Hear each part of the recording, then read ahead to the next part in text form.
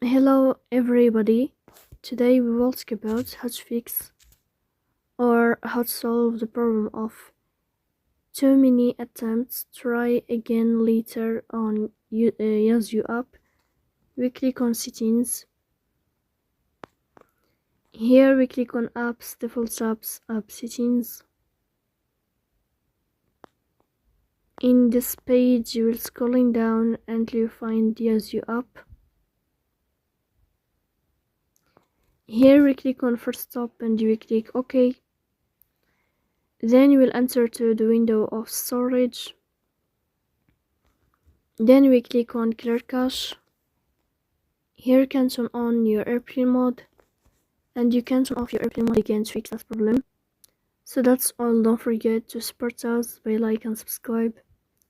See you next time, and thank you for your watching.